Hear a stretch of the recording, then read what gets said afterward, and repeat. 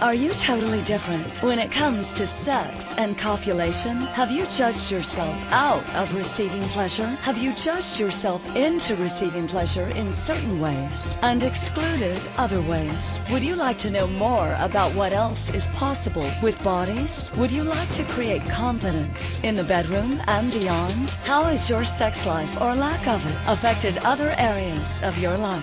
Everyone has the potency to be a sexual superhero. Get ready to listen, sense, and play with the sexualness that is you. Now, here's the host of The Pleasure Zone, pleasure diva and body whisperer, Milica Jelenic. Hello, everybody. Welcome to The Pleasure Zone. You dared to choose to click in and listen. I love that. I love that you just dared to do that. And you know what's really fun is that I actually have this show available that I can talk about all things wild, wacky, sexy, and crazy. And what's fun about that to me is that, I get people who write to me and will say things like, "Wow, keep up the conversation. Can't believe you're like talking about this stuff." But the funny thing is I know I'm not the only one on the planet talking about this stuff, because a lot of times for my shows, I do research. So other people are talking about it or writing about it. It just happens that I do the research, right? So I bring stuff from a lot of different areas together. And my voice is changing today. Yay. So tonight's show, I actually did quite a lot of research, which is what I'm mentioning that for. The show is about sex and love goddesses. And I haven't actually done a show about sex and love goddesses. I've done shows about all kinds of things, sociological, anthropological. I may have talked about goddesses briefly, but I have not actually done a show exclusively on sex and love goddesses. And this one will be about the goddesses. I will do a show about the demigods and the gods, small g, as well around the world, because there are so many gods that are also related to love and sex and sexuality. Today I will mention one because I just found it fascinating when I was doing my research, so I couldn't resist. So I'm going to have to talk about it. but what today's show is about for me is that I thought, even when I was researching, and my lover husband, he was like, "What's your topic tonight?" I said, "Sex and love goddesses." He's like, "What?" I'm like, I know. It just feels like a good time to talk about it. It's kind of a different topic of conversation compared to talking about maybe the history of sex toys or maybe, how to maintain an orgasm for, extended periods of time. It is a different conversation, and I think it's one that I'm becoming aware of that is more required. And why do I say that? Well, there are a lot of things going on the planet right now. So this show is being aired on January 15th, 2018. And I'm saying that only to give you a sense of timeline, so that you get that if you're listening to this in the future, that, in the last few weeks all over media, there has been a whole slew of things like the Golden Globes where, there was a lot of male bashing. I felt, sort of a, I'll call it male bashing, because I feel like even though it wasn't obvious, there was definitely this underlying theme of female empowerment. And I think there's a way, female empowerment in a way that negates men, which I'm not a fan of that. I'm all for empowerment of the people. And so when I feel like somebody is choosing to be empowered by belittling or being unkind to another, it's just like reversing it. And I know there's going to be a lot of women out there who will argue with me on this. You could read The Beauty Myth if you like. It was put out in the 90s. That was a great start into looking at feminism in a different way. I think Naomi Wolf wrote it. Anyway, in that book, there was a lot of discussion about, what the beauty myth and what is beauty, and how we use a lot of different standards to define that. But it wasn't just that. It was, to me, that book had a lot to do with not just being a female voice being heard. It had to do with the fact that we now it started to tap into, instead of inclusion, it started to create separation again in a way that was like, now we're going for in a way it's like reverse chauvinism. I don't know, it's so weird. So what I like to do is communion with everyone and everything. The birds are no greater than me, the trees are no greater than me, the men are no greater than me, the children are no greater than me, and I am no greater than any of them. So, for me, I think really this invitation of looking at the sex and love goddesses really has to do with inclusion. I'm not doing this topic as an exclusion. This is not about like ramping up and saying that we are all better than or something. We're just, we just happen to have different body parts in this embodiment. Then I happen to not have a penis in this embodiment. Am I aware that I would like probably to have one? Yes, probably would thoroughly enjoy having a penis. I would probably get no work done. I'd probably masturbate all day long. I'm actually 99% sure I would masturbate all day long if I had a penis. So I was not born with a penis, and probably if I had very large breasts, I would take pictures of them all day long and make a shit ton of money off of them. So I wasn't born with either of those, because I have other things I would like to create on the planet and put out there, and my penis or giant breasts would probably distract the crap out of me. So I've got what I've got so that I can do the work that I would like to do on the planet, right? Right. So do you have the parts you have so that you can do the work you'd like to do on the planet? Just maybe.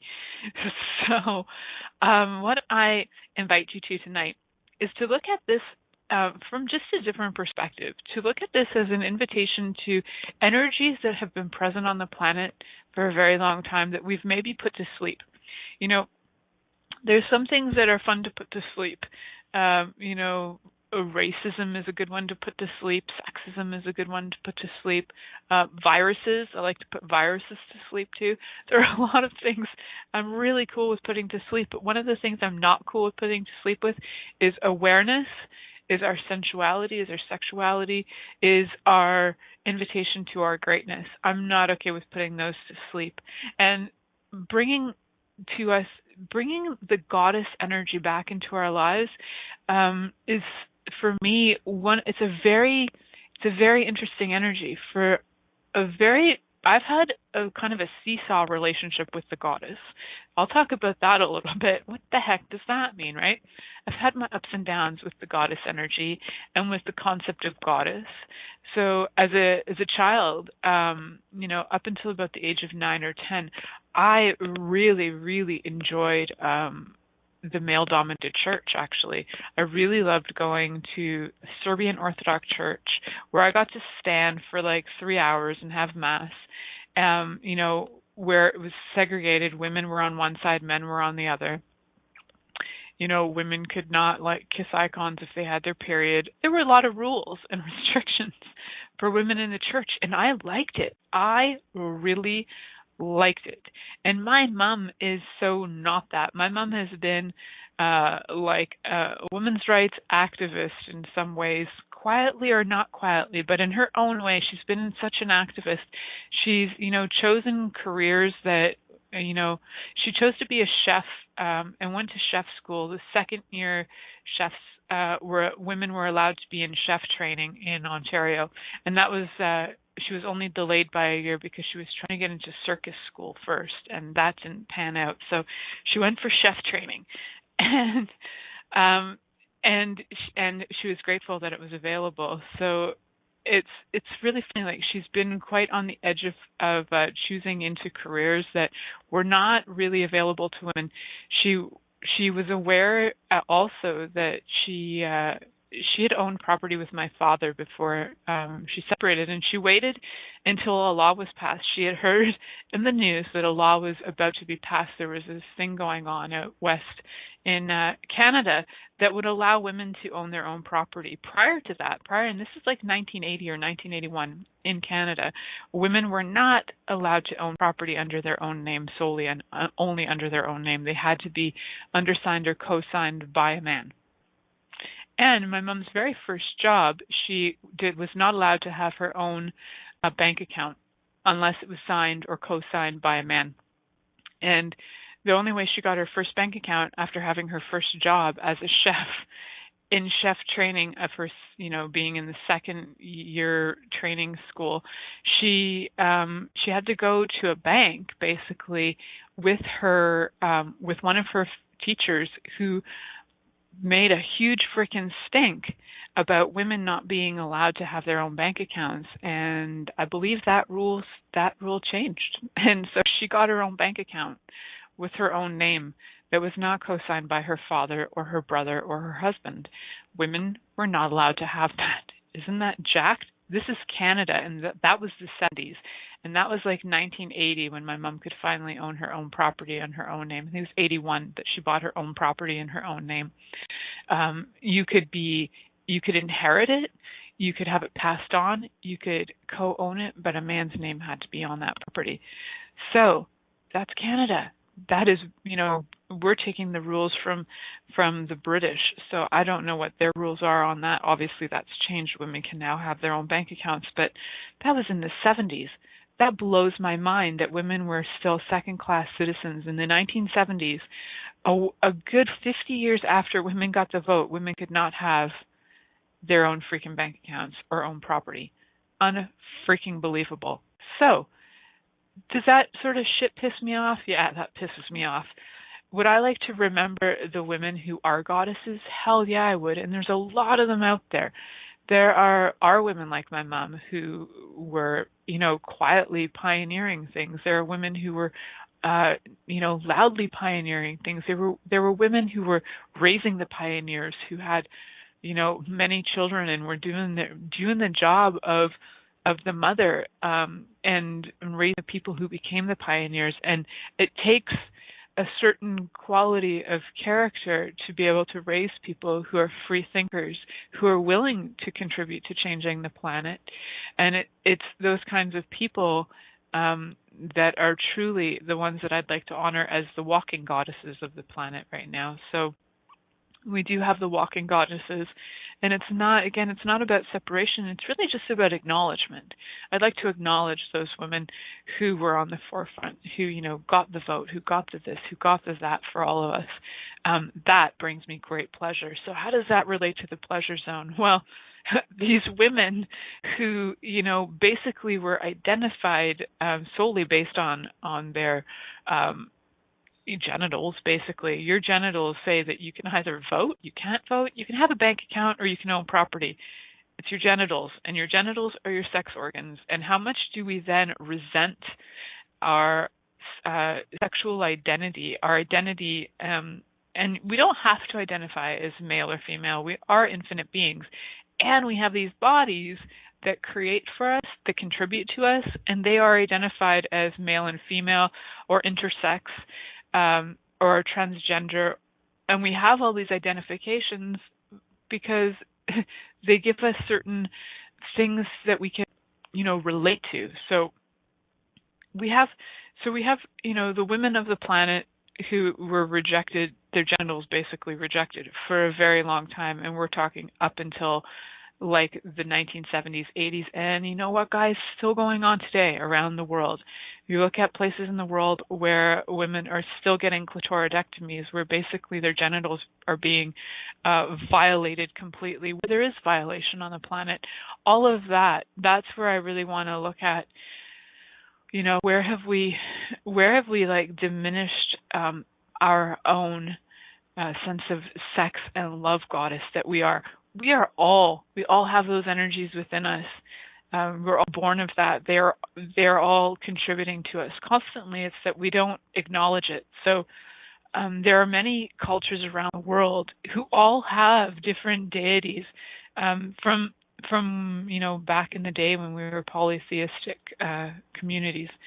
So we're going to look at some of those goddesses when we come back from this break. And feel free to come and join in the chat room, call in. If you have anything you'd like to contribute, love to hear from you. The phone number in the U.S., you can call 1-815-880-8255, and in Canada, 1-613-800-8736, and join the chat room. Just come on in to Inspired Choices Network and join us in the chat room. Really look forward to hearing from you guys right after this break. Many of us have created a lot of limitations around sex and what we are willing to choose. What else is possible beyond what we have already seen, heard, or thought of? What if now is the time for a totally different sexual revolution, taking the taboo out of all aspects of sex, sexuality, and copulation by tuning in to the Pleasure Zone radio show with body whisperer Milica Jelenic. You'll receive tools, inspiration, and a foundation to allow yourself to receive more in your sex life and quite possibly other areas of your life as well. Listen for the Pleasure Zone with Milica every Monday at 8 p.m. Eastern Time, 7 p.m. Central Time, 6 p.m. Mountain Time, and 5 p.m. Pacific Time on InspiredChoicesNetwork.com.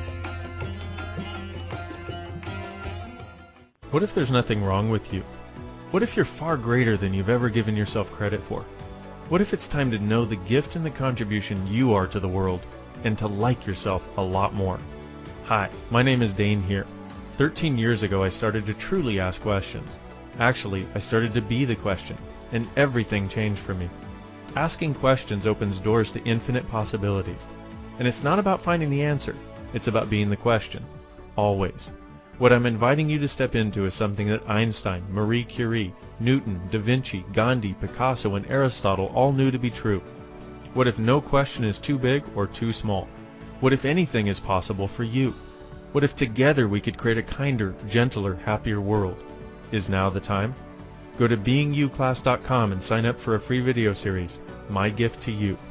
beingyouclass.com. What if you, truly being you, are the gift and change this world requires? beingyouclass.com.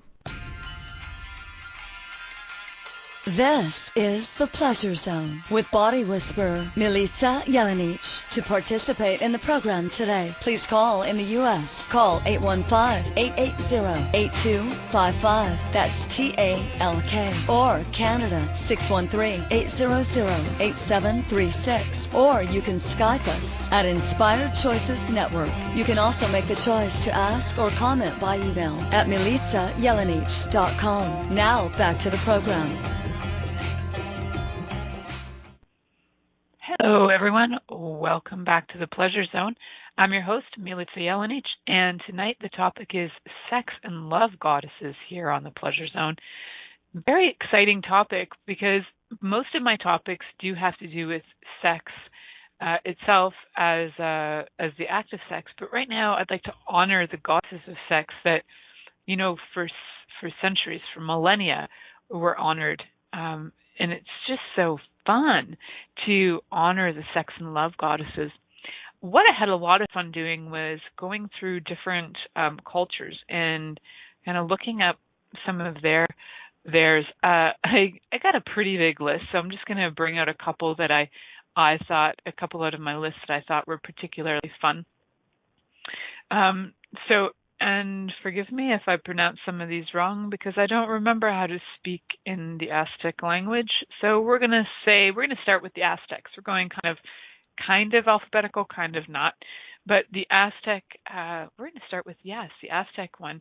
There was one called Xochiquetzal. I believe that's how we say it, Xochiquetzal. And if I got that wrong, I apologize. Please let me know how to say it properly. I'd appreciate it. It starts with an X. So, a lot of the female Aztec earth deities are connected with agriculture and sexual drive. So a lot of times, and not just Aztec, but when you look at a lot of the sex and love goddesses in throughout the mythologies of the world and throughout history, and I'll say history because some of the goddesses were actually living people who then later got deified, became glorified as deities and goddesses. They were walking, talking people, and not all of them were. Some of them were what people were aware of energetically. That's how I'm going to say it. Don't say it as an imagined thing. I feel like when an entire culture has an awareness and they talk about an energy and they revere it, they worship it, they pay obeisances to it, they have austerities because of it. All of that, all of those things that you would do as a respect to a god or a goddess, those are all things that I would say qualify them as real. So they're real to the people, and that's to me what matters. So that's how I'm going to refer to them tonight, as entities and deities that are real. So Choki Quetzal, she was depicted as a youthful, alluring woman, and still is depicted that way. She usually wears really beautiful clothes and things that look like vegetation and a lot of flowers. She's also representative of the human desire, pleasure, excess, and she appears as the patroness of artisans involved in the manufacture of luxury items. I picked her of the Aztec goddesses. There was a few. Just remember, I'm just picking some of the ones that like super jumped out at me as fun. What I liked about her is that it's like she's into desire, pleasure, and luxury items. She's my girl.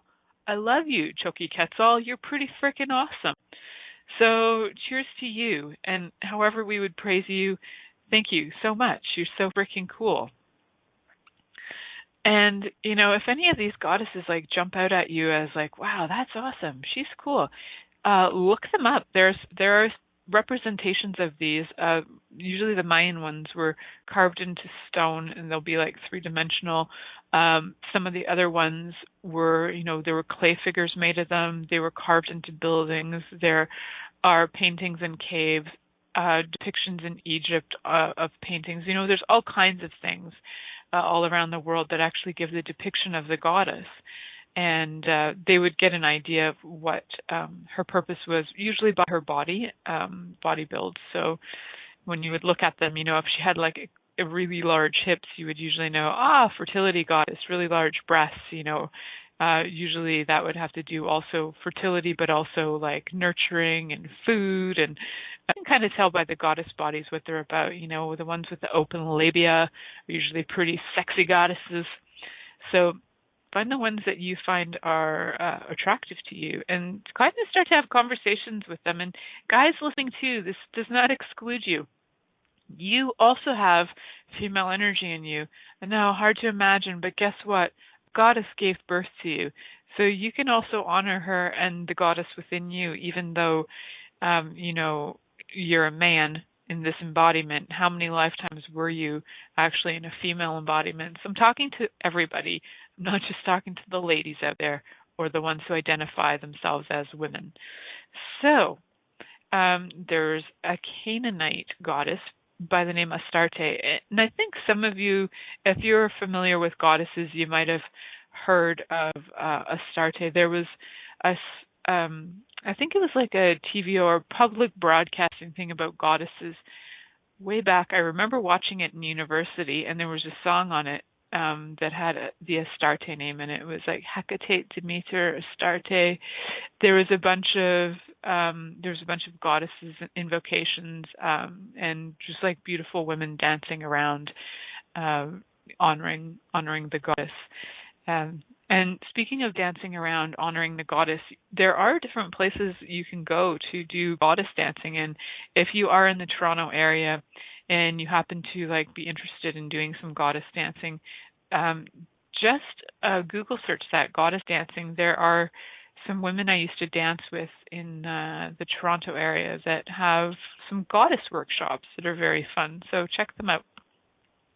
I can't remember their names right now. That was just such a sideline. So Astarte, let's talk about her again. Astarte is connected with fertility, sexuality, and war. What a combination, right? I'm going to have sex with you, and I'm going to shoot your head off. I kind of like the intensity of Astarte because of that, just that willingness. That's like Kali. She'll like make love to you and then she'll chop your head off. She's so cool. And so sometimes there's that intensity in relationships, right? It's like you feel kind of like, oh yeah, I feel like so intensely like in love, and your body is like all orgasmic and yum yum, and then 5 minutes later you want to punch the person in the head. It's possible. You can have those extreme polarized energies going on. They're all survival energies. They're all really base chakra, rooted in survival mode. Reproduction and death and life, all there, all sitting in that very root chakra. So it doesn't surprise me that Astarte would be connected with both fertility, sexuality, and war all at the same time. She's symbolized by a lion, the horse, and the sphinx and the dove. And so you can also like kind of notice too, sometimes you might find yourself attracted to certain things that these goddesses are symbolic of, and maybe you have a connection to them in a way that you didn't even know. Even ask yourself, were you ever maybe a matron of one of the goddesses? Did you, were you one of the people who held different events for them, or I can't remember, like, were you, part of the cults of the different goddesses? I would ask, so for every goddess that comes up, like our Aztec goddess, Choki Quetzal, were you part of her cult? Interesting. Were you part of Astarte's cult?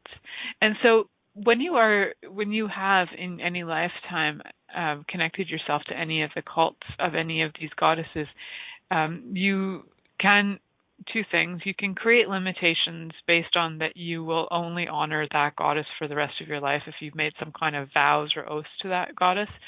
But the second thing is you will also get all the benefits of connecting to that goddess, right? It's just an energy you carry with you that is part of a belief that it can be part of a limitation, but it can be part of a bonus. So anywhere that you're letting it be a limitation, just destroy and uncreate all that, and anywhere that you'd like to ramp it up and invite more of these energies in to contribute to your life, your living, your love life, your sex life, bring these ladies in, bring these energies of these entities, these goddesses into your life. So Astarte is often shown naked, which I really love about her. And she's known as the morning and or evening star, and thus Astarte. In Slavic, in the Slavic tradition of different goddesses, there's also a morning and evening star deity as well. I didn't write her down, but I just really, really thought that was cool. Like so many of these have affiliations like that, the morning and evening star. So she takes on many forms in different cultures, and sometimes she's known as Ishtar. So you might have heard of Ishtar from the 3rd millennium BC, and the Sumerian goddess Inanna. Also, Ishtar and Inanna were all part of that song that I remember hearing in university. So very fun. It's like fun when I was reading through these. I was like, oh, those are the girls. That's what they meant. And I never really looked them up back in university. It wasn't something I had to know for an exam, so I just kind of did it. And plus, we didn't have such great resources as we have now, easily accessible at our fingertips. And I was not a fan of going to the library. It was like pain for me. But now that we have Google and searches, and that's fun. That's way more fun for me than going into the library and trying to find the book I need on the different goddesses. So we're going to move on from the Canaanites, and we're going to move into the Chinese. Now, this is the one I was telling you guys about that I wanted to mention, that we have goddesses, but then we've also got one that's going to be a god. So I will talk about this character. I'll give you a little clue just before we go to break. This character, although he's a god, he was also a real person. From what it says, he was actually a soldier. But what I like about it is he he has to do with the love and sex between homosexual people, which I didn't find a lot of that going on in many other cultures. So thank you, Chinese people, for honoring homosexuals as well. So cool. So we're going to talk more about that deity when we come back from this commercial break. Many of us have created a lot of limitations around sex and what we are willing to choose. What else is possible beyond what we have already seen, heard, or thought of? What if now is the time for a totally different sexual revolution, taking the taboo out of all aspects of sex, sexuality, and copulation by tuning in to the Pleasure Zone radio show with body whisperer Milica Jelenic. You'll receive tools, inspiration, and a foundation to allow yourself to receive more in your sex life and quite possibly other areas of your life as well. Listen for the Pleasure Zone with Milica every Monday at 8 p.m. Eastern Time, 7 p.m. Central Time, 6 p.m. Mountain Time, and 5 p.m. Pacific Time on InspiredChoicesNetwork.com.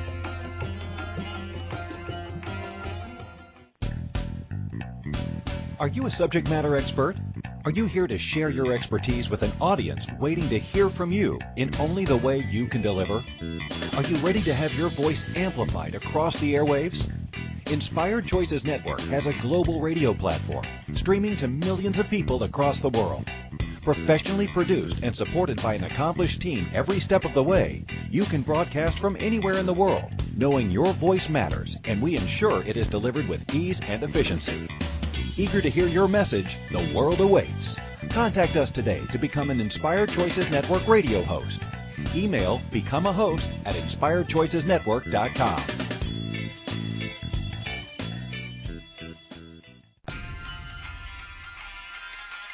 This is the Pleasure Zone with body whisperer Milica Jelenic. To participate in the program today, please call in the U.S. Call 815-880-8255. That's TALK. Or Canada 613-800-8736. Or you can Skype us at Inspired Choices Network. You can also make the choice to ask or comment by email at milicajelenic.com. Now back to the program. Hello, everyone. Welcome back to the program. I'm your host, Milica Jelenic, and this is the Pleasure Zone. Tonight we're talking about sex and love goddesses, because who doesn't love a love goddess? But I did mention just before break that I was going to talk a little bit about a Chinese deity who is the representative for sex between homosexual people. So, it's a folktale from the 17th century, so they say. A soldier is in love with a provincial officer and spies on him to see him naked. The official has the soldier tortured and killed, but he returns from the dead in the form of a leveret, which is a rabbit in its first year, in the dream of a village elder. The leveret demands that local men build a temple to him where they can burn incense in the interest of affairs of men. And so the story ends.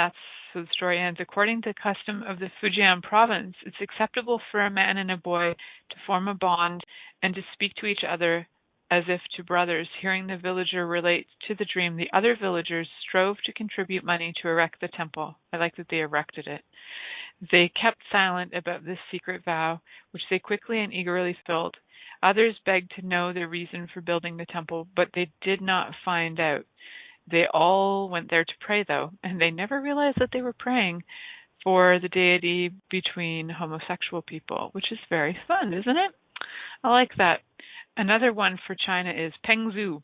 Now, what I read about him was that he was like the god of, what was it? It was like anal sex, but they didn't really say a lot about that, so that intrigued me, which clicked me through, but then they didn't tell me more about that. I was like, wow, anal sex, that's very specific. Pengzu is one of, I think it was the same guy, yeah, one of his life-extending techniques. Oh, no, sorry, that might have been another character.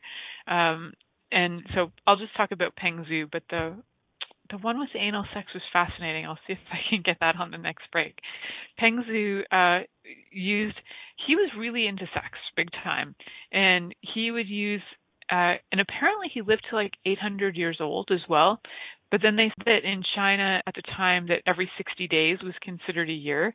And then, so they thought, well, then he was 130. But then they also thought, well, maybe he was actually 400 for real, or maybe 200 for real. Nobody really knows how old Peng Zhu is. However, the story is that he was a superstar at sex.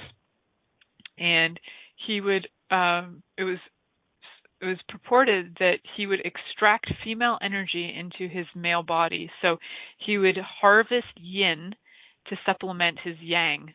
And he ate naturally and used herbs to enrich his nutrition. He was known for cooking excellent soup too. But this guy actually was real. And he, at some point, was regarded as like a deity, demigod sort of thing. So pretty cool, eh?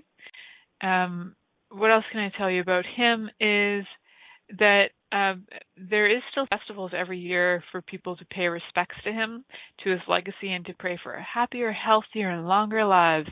And, you know, if you really want, I just thought that was fascinating that he knew the power and the potency of the female energy, so he would harvest it, as they say, harvest it into his body and use that. So, yeah, it's a great question. How do you become a goddess? Well, according to these stories, becoming a goddess is one of those things. You could have been walking the earth for a while, and then maybe legends became about you because, you know, maybe some stories were told.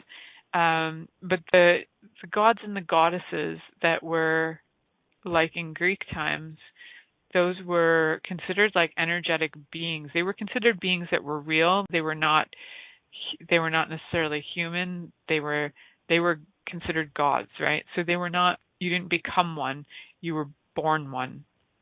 So for Greeks, we're going to talk about Aphrodite, which is a very, very famous one. For Romans, it's Venus. For Greeks, it's Aphrodite. For any of you who aren't familiar with that, cool. I'm going to tell you a little bit about her because Ziva, my daughter, is really into the Greeks and Roman goddesses right now. She's really into reading these books, like the Percy Jackson series, and they have all these Greeks and Roman goddesses in them. Aphrodite is the ancient Greek goddess of love, beauty, pleasure, and procreation. Yep. She's identified with the planet Venus, no doubt, thus just like the Roman goddess Venus. And Venus, with whom Aphrodite was, they're very much like synchronized. They're pretty much the same in so many ways. So the cult of Aphrodite was largely derived from that of the Phoenician goddess Astarte, which we talked about earlier, and Ishtar, who we also sort of stepped on in Anna. So these goddesses, they have similar qualities. They just have different names around the world. So when you look at that, just look at that essence of that, is that there's a consistency that there are sex and love goddesses who have similar symbols in different cultures around the world, across oceans, across lands that people couldn't travel through at that time, that were like thousands of miles apart. It would have taken them lifetimes to travel that, or maybe an entire lifetime to travel that. And this information is consistent. So I find that fascinating. So in Greek mythology, Aphrodite was married to Hephaestus, the god of blacksmiths and metalworking. It's like me married to my husband Mike. I'm like the goddess of love and sex, and he's like the god of like making stuff. Not necessarily metalwork, but we'll say woodwork and stuff. So it all makes sense to me. This all goes so in sync. So despite this, Aphrodite was frequently unfaithful to him and had many lovers. And that is in the Odyssey. She's caught in the act of adultery with Ares, the god of war, and she's also at some point she also has sex with Hermes, and and then they have a baby, and they have hermaphrodite, but I don't have more information on that. That's just from my memory right now. She seduces all kind of people. She's a surrogate mother to Adonis.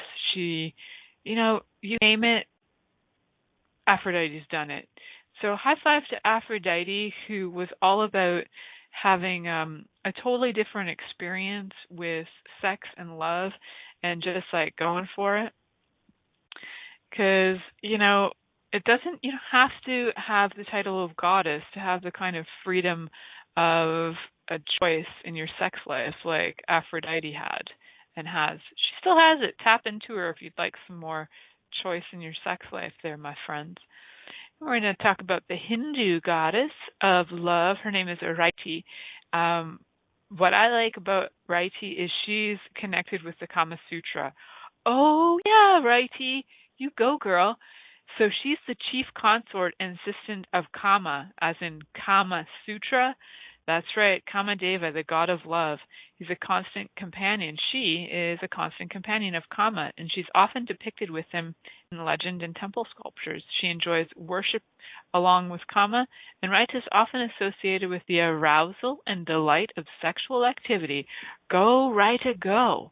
And many sex techniques and positions derive their Sanskrit names from hers. So how can you not love Riti? She's so freaking cool. She's got like sex techniques named after her. She's got like, she arouses us. She gets us like going. Bring it on, Riti. I already love you. The Hindu scriptures stresses that Riti's beauty, and they always talk about her beauty and sensuality, and they depict her as a maiden who has the power to enchant the god of love. Well, naturally, that's Kama, the god of love. When the god Shiva burnt her husband to ashes, it was Riti whose beseeching or penance leads to the promise of Kama's resurrection, or erection. Often this resurrection occurs when Kama is reborn as Pradyumna, the son of Krishna. So Riti, under the name Mayayati, plays a critical role in the upbringing of Pradyumna. Now this is where it gets crazy. So you got to remember, Riti then becomes Pradyumni, but under the name of Mayayati, she also raises herself. Kama is Pradyumna. So that was her lover.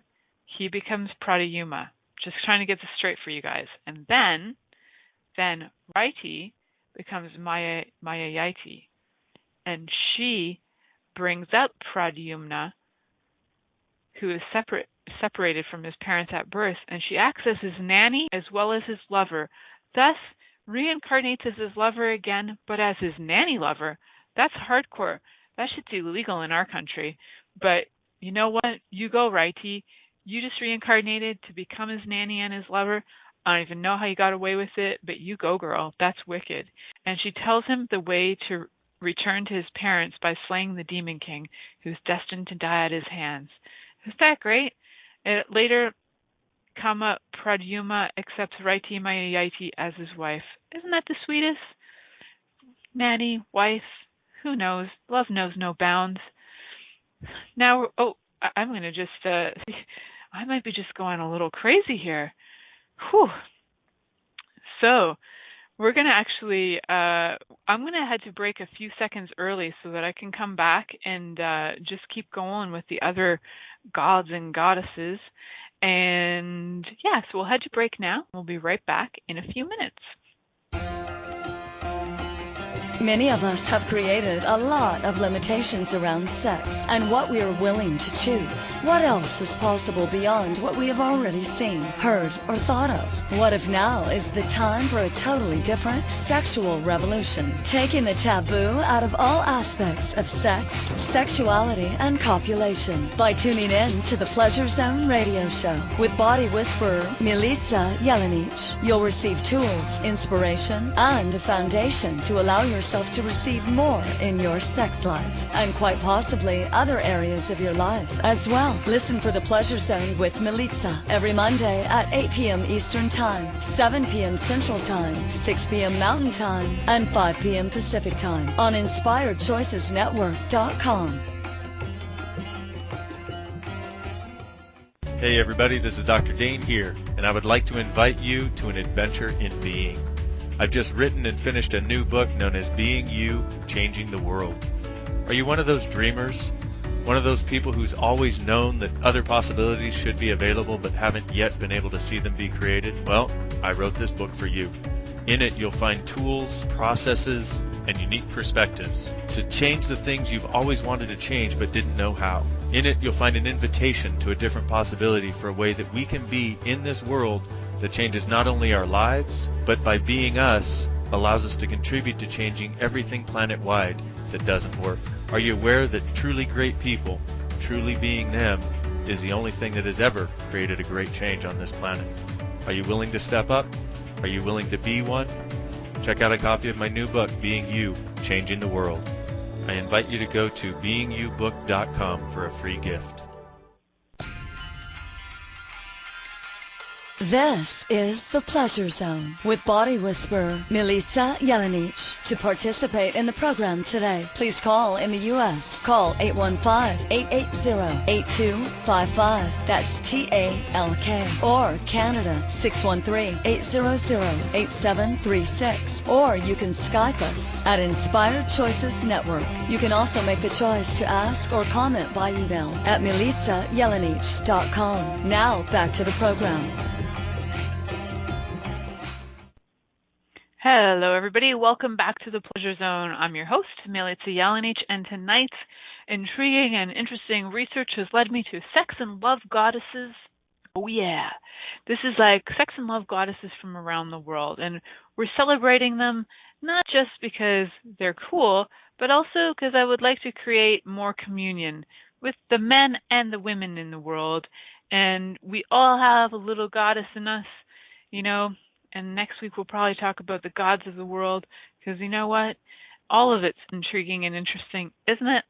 So the next goddess is a Norse goddess, Freya. I think a lot of you have probably heard of Freya. Actually, there was a very cool store when I was in university in Windsor, Ontario, that was called Freya. I just loved going in there. They had the grooviest stuff going on. It was a bit like a head shop with more beautiful things in it, but there was definitely some marijuana going on somewhere, so it was fascinating, and it wasn't legal yet, so hey, yay, Freya. So Freya is the goddess associated with love, sex, beauty, fertility, gold, yay, gold, war, and death. Don't you love it? There's like love and death. They're usually super connected. Yay, Norse gods. So what I really like about Freya is not only is she all about the love, she also is very particular. So on the battlefields, you know, before you die in Norse belief, you either go to Valhalla and hang with Odin, or you hang with Freya, and she's the chooser of the slain. She gets to pick you. I'd be like, hey, yeah, Freya, I'm coming with you, because I think, you know, for the most part, it's those Norse Viking fighters that actually want to go to Valhalla, and I think I'd probably want to go hang out with Freya and have some love, sex, beauty, gold, a little more war, a little more death. I think I'd just enjoy it more. Freya assists deities by allowing them to use her feathered cloak. She uses it to invoke matters of fertility and love, and is frequently sought after by different powerful gods to make her their wife. So, good for you, Freya. Everybody wants a little piece of Freya, because she's a hottie, and she likes gold, she likes beauty, and she likes stuff. And some of these goddesses really, really excite me. Freya's one of them, mostly because I've heard of Freya for so long in my life. This research has been a lot of fun, actually, and it's brought me back. Freya is wild, yeah. So, comments in the chat room. So it actually brought me back to looking at, some of my own roots, my own cultural roots. So I was looking at Slavic goddesses, and how could I pass up this goddess? I could never pass up this goddess. I named my daughter after her, Jiva. She was the Slavic goddess of life and fertility. And so many of my family do not call my daughter Ziva. Ziva, which is actually a Hebrew name for, so I've been told, for splendor.